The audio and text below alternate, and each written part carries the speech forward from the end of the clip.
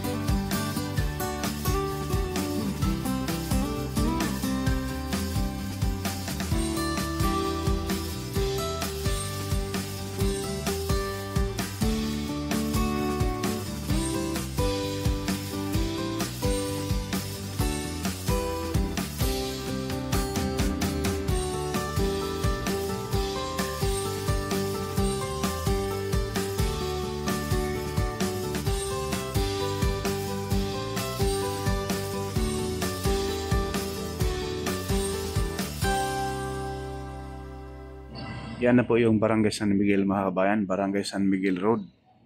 Yung San Pablo Interchange. Ito na po yung San Pablo Interchange dito sa SLEX Toll Road 4 mga kabayan.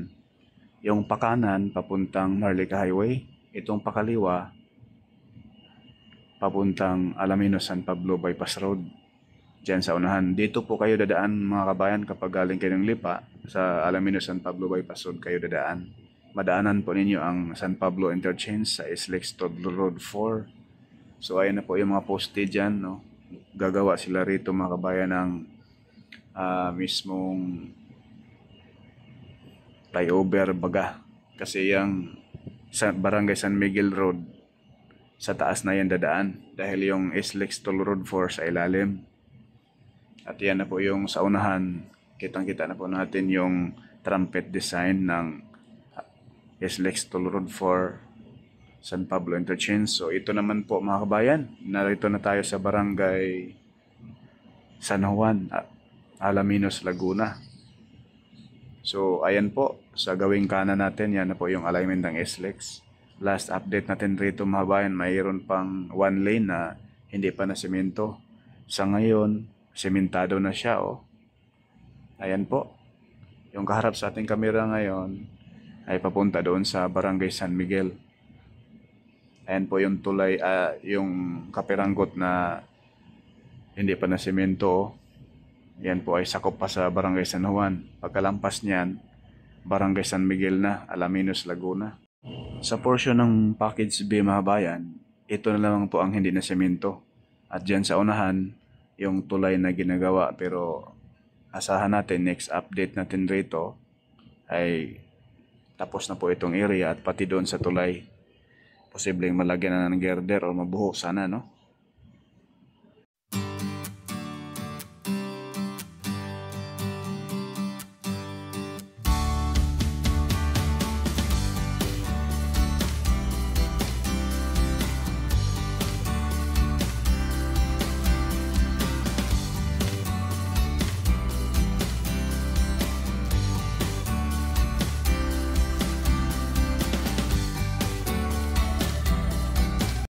Yan, sa gawing kanan mga bayan, tuloy-tuloy yung paglatag ng concrete cement.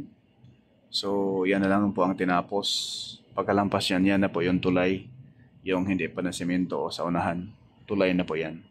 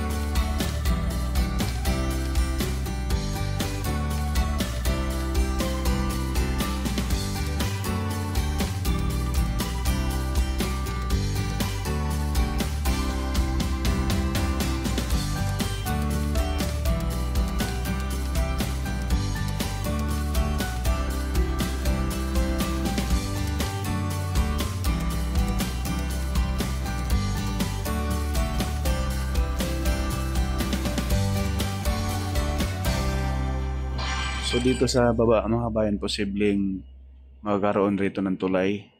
Papasok rito sa barangay, sa gawing kanan.